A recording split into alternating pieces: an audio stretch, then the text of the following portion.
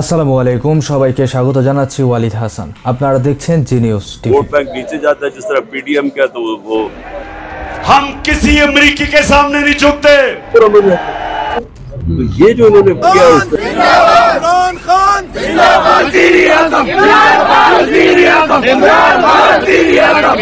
দর্শক, পাকিস্তানের সবচেয়ে জনপ্রিয় নেতা ইমরান খানের পক্ষে আবারও জেগে উঠেছে পাকিস্তানের জনগণ।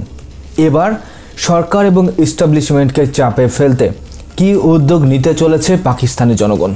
পাকিস্তানের এস্টাবলিশমেন্টের বিরুদ্ধে সম্প্রতি চমৎকার একটি উদ্যোগ নিয়েছে পাকিস্তানের জনগণ। এবার তারা ইমরান খানকে মুক্ত করতে পাকিস্তানের এস্টাবলিশমেন্ট এবং এস্টাবলিশমেন্টের বিক্রিত পণ্য বয়কট করতে শুরু করেছে। কিন্তু জনগণের এই আইডিয়াটি কতটুকু কাজ করবে ইমরান খানকে মুক্ত করতে? আসলে কি এটি কার্যকর ভূমিকা পালন করতে পারবে? পাকিস্তানের জনগণ যদি বয়কটের ডাক দেয়, তবে পাকিস্তানের এস্টাবলিশমেন্ট এতে কি প্রতিক্রিয়া জানাবে? অন্যদিকে ইমরান খান কখন মুক্তি পেতে চলেছে? ফাইনাল কলের সময় এস্টাবলিশমেন্টের সাথে ইমরান খানের কি মিটিং হয়েছিল? এস্টাবলিশমেন্ট ইমরান খানকে কি প্রস্তাব দিয়েছিল? দর্শক, পাকিস্তান এবং ইমরান খান সম্পর্কে অনেকগুলো গুরুত্বপূর্ণ তথ্য জানাবো আজকের এই ভিডিওতে। ততক্ষণ পর্যন্ত আমাদের সাথে থাকেন। পাকিস্তানের জনগণ সরকার এবং এস্টাবলিশমেন্টের উপর ক্ষোভ থেকে সম্প্রতি একটি বিশাল উদ্যোগ নিয়ে ফেলেছে। তারা পাকিস্তানের আর্মিদের বয়কট করতে শুরু করেছে। পাকিস্তানের প্রায় সবগুলো দোকান এবং সুপার শপগুলোতে বিক্রিত বেশিরভাগ পণ্যই পাকিস্তান আর্মি কোম্পানির। তেল থেকে মাংস, সিমেন্ট, সার, গ্যাস থেকে শুরু করে বিভিন্ন খাদ্যপণ্য সব কিছুই আর্মি ফাউন্ডেশন নামে একটি কোম্পানি বিক্রি করে থাকে। এত বছর ধরে এসব পণ্যের খুবই রমরমা ব্যবসা করে আসছিল পাকিস্তানের আর্মিরা। তারা জনগণকে তাদের পণ্যগুলোর ওপর নির্ভরশীল করে ফেলেছিল এবং তারা ব্যাপকভাবে ব্যবসা করছিল। কোনো প্রাইভেট প্রতিষ্ঠানও একসাথে এতগুলো সেক্টরে সহজে ব্যবসা করতে পারে না। জনগণের অর্থ লুট করে পাকিস্তানের এস্টাবলিশমেন্ট এতগুলো ব্যবসা দাঁড় করিয়েছিল। সম্প্রতি পাকিস্তানের জনগণ সেই পণ্যগুলোর একটি লিস্ট তৈরি করে সেগুলোকে বয়কট করার সিদ্ধান্ত নিয়েছে। অর্থাৎ জনগণ এখন থেকে পাকিস্তানের আর্মির কোনো প্রোডাক্ট আর কিনবে না বলে সাফ জানিয়ে দিয়েছে। পাকিস্তান আর্মির বিরুদ্ধে ক্ষোভের প্রতিক্রিয়া হিসেবে জনগণ এই উদ্যোগটি এবার প্রথম চালু করেছে। বিগত 2.5 বছর ধরে জনগণ পাকিস্তানের এস্টাবলিশমেন্টের উপর বিভিন্ন অভিযোগ করে আসছিল। এস্টাবলিশমেন্টের কর্মকাণ্ডে বিরক্ত হয়ে সম্প্রতি জনগণ বাধ্য হয়ে এই সিদ্ধান্তটি নিয়েছে। ইমরান খানের পক্ষ থেকে এই বিষয়ে এখনও কোনো প্রতিক্রিয়া আসেনি। হয়তো সাংবাদিকরা জিজ্ঞাসা করলে ইমরান খান তখন এই বিষয়টি নিয়ে কথা বলবেন। কিছু রিটায়ার্ড সেনাবাহিনীরা বিষয়টি নিয়ে ইতিমধ্যেই কথা বলেছে। কিন্তু মজার ব্যাপার হলো, নওয়াজ শরীফ বা ক্ষমতাসীন দল এই টপিকটি নিয়ে কোনো কথাই বলেনি।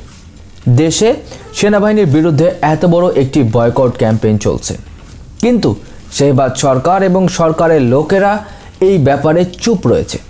নওয়াজ শরীফ বা শেহবাজ শরীফ কোনো কথাই বলছে না এই বিষয়ে। এমনিতে এরা বিভিন্ন ছোট থেকে ছোটতর ঘটনাকেও ছাড় দেয় না। ইমরান খানের চুন থেকে পান খসলেই তারা বিভিন্নভাবে গুজব ছড়ায়। দেশের চলমান প্রত্যেকটি ঘটনা দিয়েই কথা বলে। পাকিস্তানে এমন একটি দিন নেই যেদিন তারা 9 মে এর ঘটনা নিয়ে কথা বলেনি। 2023 সালের 10 মে থেকে শুরু করে এই পর্যন্ত প্রতিদিন শেহবাজ শরীফ একবার হলেও 9 মে এর কথা তুলেছে। কিন্তু যারা এস্টাবলিশমেন্টের এত কাছের বন্ধু, তারা এই বয়কট নিয়ে কোনো কথা বলছে না। এর কারণ হলো, এতে নওয়াজ শরীফ বা শেহবাজ শরীফের স্বার্থে কোনো আঘাত লাগেনি। জনগণ সেনাবাহিনীর পণ্য বয়কট করলেও তাতে শেহবাজ শরীফদের কোনো ক্ষতি হচ্ছে না। তাই তারা এই ব্যাপারটি নিয়ে কথা বলে জনগণকে নিজেদের বিরুদ্ধে আর খেপিয়ে তুলতে চাইছে না। এস্টাবলিশমেন্ট যাদের পাওয়ার দিয়েছিল তারা সবাই এই বয়কটের বিরুদ্ধে কথা বলেছে। কিন্তু যে দলটি এস্টাবলিশমেন্ট থেকে সবচেয়ে বেশি সুবিধা পেয়েছে, মুসলিম লীগ নুন, একমাত্র সেই বড় সুবিধাভোগী দলটাই এখনও চুপ রয়েছে। কয়েক বছর আগে জনগণ PMLN-কে কোনো দল হিসেবেই ভাবত না। তাদেরকে এনে ইস্টাবলিশমেন্ট ক্ষমতায় বসিয়েছে 2 নাম্বারি করে ইমরান খানকে হারিয়ে দিয়ে। জালি ম্যান্ডেট দিয়েছে, তাদের মামলাগুলো সমাপ্ত করে দিয়েছে। জনগণ গুরুত্ব না দেওয়ার পরেও তাদেরকে সরকার বানিয়ে দিয়েছে পাকিস্তানের ইস্টাবলিশমেন্ট থেকে শুরু। এত সুবিধা পেয়েও ইস্টাবলিশমেন্টের বিপদে তারা চুপ করে আছে। তারা এখানেও নিজেদের স্বার্থ ও লাভ ক্ষতি দেখছে। অন্যদিকে 26শে নভেম্বর রাতে যা যা ঘটেছে সেগুলো ধামাচাপা দেওয়ার চেষ্টা এখনও চলমান রয়েছে বলে জানা গেছে। ঘটনার সাক্ষী থাকা বিভিন্ন নির্দোষ ব্যক্তিদের গ্রেপ্তার করা হচ্ছে, এমনকি মহিলাদেরকেও গ্রেপ্তার করা হচ্ছে, বাদ যাচ্ছে না কোনো মহিলা। সাংবাদিকদের ওপরেও ক্র্যাকডাউন শুরু করে দিয়েছে শেহবাজ সরকাররা। এই ব্যাপারে কেউ ঠিকভাবে কোনো রিপোর্টিং করতে পারছে না। এই সব কিছু করা হচ্ছে যেন সবাই নিজেদের স্বার্থের দিকে তাকিয়ে চুপ হয়ে যায়, যেন সবাই নিজেদের ক্ষতির কথা চিন্তা করে পিছু হটে যায়, খবর বদলে যায় এবং জনগণের ফোকাস শিফট হয়ে যায় অন্যদিকে, যাতে 26শে নভেম্বরের কথা সবাই ভুলে যায়। সাংবাদিকরা নিজেদেরকে সেফ মনে করছে না এবং প্রতিনিয়ত ঝুঁকির আশঙ্কা করছে, কারণ সেদিন অনেক সাংবাদিক ঘটনাটির সাক্ষী ছিল এবং সেখানে দাঁড়িয়ে লাইভ রিপোর্টিং করেছিল। তারা দেখেছিল যে কিভাবে মানুষ গুলিবিদ্ধ হয়েছিল এবং তারা সেগুলো পুরো বিশ্বকেও দেখিয়েছিল এই সরকার কিভাবে পাকিস্তানের নিরীহ জনগণকে গুলি করে হত্যা করেছে। এখন ওইসব সাংবাদিকরা সরকারের টার্গেটে পরিণত হয়েছে। এই মুহূর্তে তারা সবাই গা ঢাকা দিয়েছে, প্রত্যেকে বাড়ি থেকে কোথাও না কোথাও পালিয়ে গেছে। কয়েকজন সাংবাদিকদের গ্রামের বাড়িতে পর্যন্ত গিয়ে তল্লাশি চালানো হয়েছে তাদেরকে গ্রেপ্তার করার জন্য। অর্থাৎ ঘটনা ধামাচাপা দিতে সাংবাদিকদেরও ছাড় দেওয়া হচ্ছে না, তাদেরকে তাদের কাজ ঠিকভাবে করতে দেওয়া হচ্ছে না। শুধুমাত্র ঘটনার সাক্ষী থাকার কারণে তাদেরকে তুলে নিয়ে যাওয়া হচ্ছে। এই সব কিছু করা হচ্ছে জনগণকে ভয় দেখানোর জন্য এবং খবর ঘুরিয়ে দেওয়ার জন্য।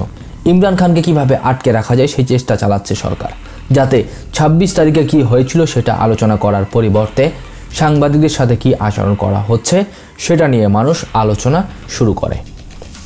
এভাবে 26শে নভেম্বরের ঘটনাটি থেকে সবার ফোকাস সরানোর জন্য সরকার প্রতিদিন নতুন নতুন খবর তৈরি করছে, যেভাবে বাংলাদেশে শেখ হাসিনা তৈরি করত।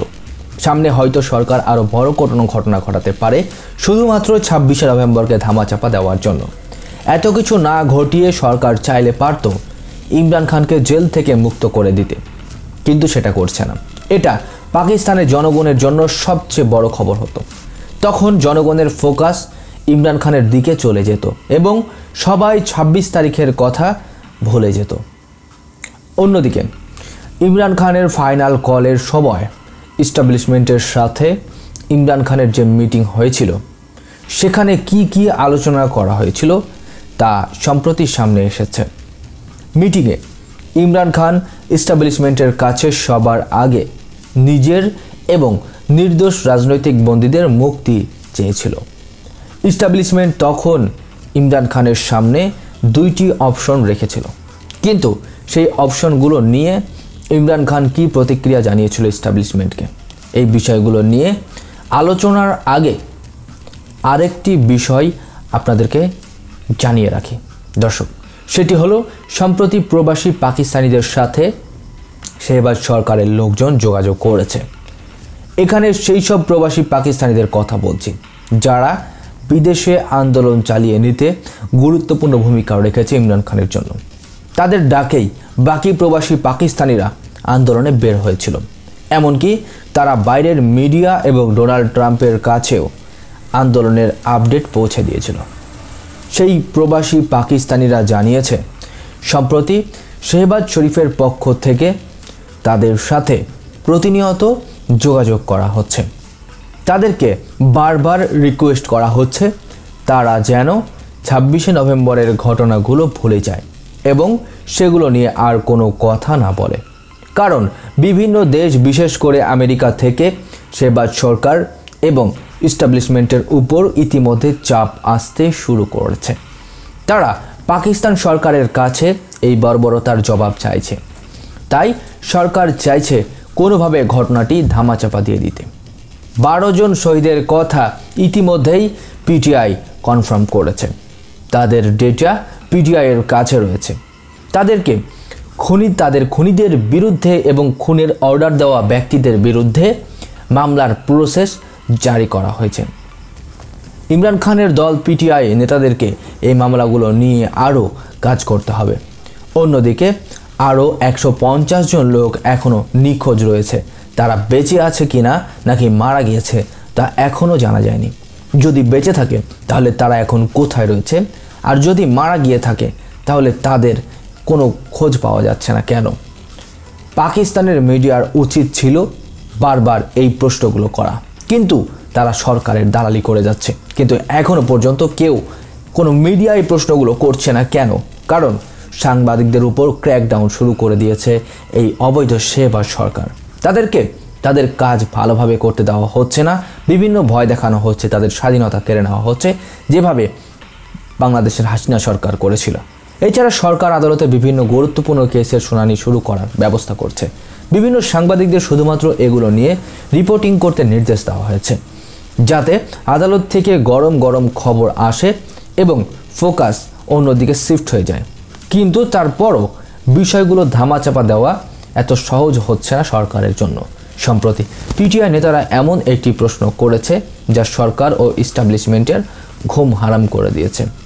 পিটিআই নেতারা সবাই সরকার ও ইস্টাবলিশমেন্টের উদ্দেশ্যে প্রশ্ন করতে শুরু করেছে যে আপনারা গুলি কেন চালালেন, সরাসরি কেন সেখানে অগ্নিঅস্ত্র চালালেন?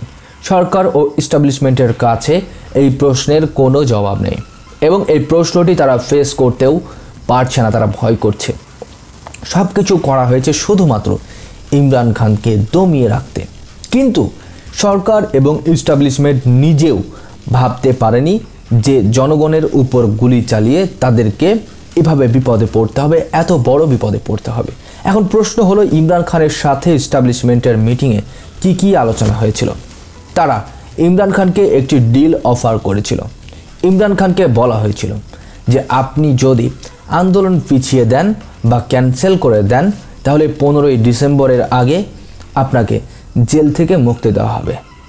আপনাকে 15ই ডিসেম্বরের মধ্যে খাইবার পাখতুনখোয়ার যে কোনো এলাকায় পৌঁছে দেওয়া হবে, যেখানে আপনি থাকতে চান সেখানে আপনাকে রাখা হবে। এরপর আগামী দিন কি হবে তা তারা ইমরান খানের সাথে খাইবার পাখতুনখোয়া গিয়ে আলোচনা করবে। ইমরান খানের কাছে সেখানে টেলিফোনও থাকবে, তিনি সবার সাথে কথা বলতে পারবেন, যোগাযোগের মধ্যে থাকতে পারবেন, তাকে আর গ্রেপ্তার করা হবে না। এরপর ইমরান খান বলেছিলেন যে আগে কিছু লোকেদের অন্তত মুক্তি দিন এবং আমাকেও মুক্তি দিন। আমি 24 তারিখ আন্দোলনের পরিবর্তে একটি সমাবেশ করব, এরপর বাকি সব দেখা যাবে। ইস্টাবলিশমেন্ট এতে রাজি ছিল, কিন্তু এরপর তারা ইমরান খানের কাছে আরও 2টি শর্ত রাখে, যেগুলো ইমরান খান মেনে নেয়নি বলে সেই ডিলটি সম্পূর্ণ হয়নি। অর্থাৎ ইমরান খানের সাথে ইস্টাবলিশমেন্টের ডিলটি ক্যান্সেল হয়ে যায়। ইস্টাবলিশমেন্ট ইমরান খানকে প্রথম শর্ত দিয়েছিল যে তারা ইমরান খানকে ম্যান্ডেট ফিরিয়ে দিবে না। ইমরান খানকে তার ম্যান্ডেট ফিরে পাওয়ার কথা ভুলে যেতে হবে, অর্থাৎ ইমরান খান যে ভোটে জয় হয়েছে সেটি তারা ফিরিয়ে দেবে না। ইস্টাবলিশমেন্ট শুধুমাত্র ইমরান খানের মুক্তির ব্যবস্থা করে দিবে। এরপর ইমরান খান ইলেকশন লড়তে পারবে। ইলেকশন লড়ে ইমরান খান ন্যাশনাল অ্যাসেম্বলিতে আসতে পারবে এবং অপোজিশন লিডার হিসেবে নিজের রোল প্লে করতে পারবে, কিন্তু আগের ম্যান্ডেট আর ফেরানো যাবে না। দ্বিতীয় শর্ত হলো শেহবাজ শরীফের সরকারকে ক্ষমতায় থাকতে দিতে হবে এবং এর মধ্যে কোনো বাধা দেওয়া যাবে না। এই শর্তগুলো রাখার পর ইমরান খান তার আন্দোলন ক্যান্সেল করবেন না বলে পরিষ্কার জানিয়ে দিয়েছেন। এখন প্রশ্ন হলো যে ইস্টাবলিশমেন্ট ইমরান খানকে কেন ছেড়ে দিতে চেয়েছিল? এর কারণ হচ্ছে আমেরিকার প্রেশার।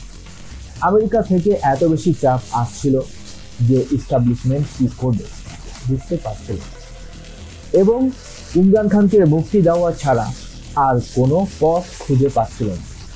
কিন্তু ইস্টাবলিশমেন্ট এটাও বুঝতে দিতে চাইছিল না যে তাদের উপর কোনো প্রেশার এসেছে বা আমেরিকা তাদেরকে প্রেশার দিয়েছে, যার কারণে বাধ্য হয়ে ইমরান খানকে তাদের ছেড়ে দিতে হবে। প্রবাসী পাকিস্তানিরা বলছে যে খুব দ্রুত ডোনাল্ড ট্রাম্প নিজেই হয়তো ইমরান খানের মুক্তির বিষয়ে টুইট করতে পারে। ইমরান খানকে মুক্তি দেওয়ার জন্য ইস্টাবলিশমেন্টের উপর নভেম্বরে যতটুকু প্রেশার ছিল তার চেয়ে ডিসেম্বরে প্রেশার আরো বাড়তে চলেছে। ইমরান খানকে এভাবে বেশি দিন আটকে রাখাও এখন পাকিস্তানের সরকার এবং ইস্টাবলিশমেন্টের জন্য একটি বড় চ্যালেঞ্জে পরিণত হয়েছে। দর্শক, খুব শীঘ্রই আশা করা যায় যে ইমরান খানের জন্য একটি বড় ধরনের গ্রিন সিগন্যাল আসতে চলেছে। ইমরান খানের মুক্তির বিষয়ে সরাসরি হস্তক্ষেপ করতে পারে আমেরিকা। এ অবস্থায় পাকিস্তানের সরকার এবং ইস্টাবলিশমেন্ট পালাবার পথ খুঁজে পাবে না, যেভাবে সিরিয়ায় বাশার আল আসাদের ক্ষমতার অবসান হয়েছে, যেভাবে বাংলাদেশ থেকে শেখ হাসিনা পালিয়ে গেছে। দর্শক, এমনই একটি ঘটনার অপেক্ষায় রয়েছে পাকিস্তানের যে দিনে ইমরান খান মুক্তি পাবে এবং ইমরান খানকে আবারও পাকিস্তান জনগণ ক্ষমতায় দেখতে পাবে। দর্শক, সেই দিনটির কথা মনে পড়লে কেমন অনুভূতি হচ্ছে? আপনাদের কাছে কি মনে হয়? ইমরান খান যদি মুক্ত হয়ে আবারও পাকিস্তানের রাজনীতিতে পাকিস্তানের ক্ষমতায় বসতে পারে, আপনারা কি খুশি হবেন? আপনাদের মূল্যবান মতামত অবশ্যই আমাদেরকে কমেন্ট বক্সে জানাতে পারেন। ভিডিওটি ভালো লাগলে একটি লাইক করে দিন। দেশ বিদেশের এমনই সব খবর আসবে সবার আগে আপডেট পেতে আমাদের চ্যানেলটিকে সাবস্ক্রাইব করে পাশে থাকা অল নোটিফিকেশন অন করে দিন। ধন্যবাদ।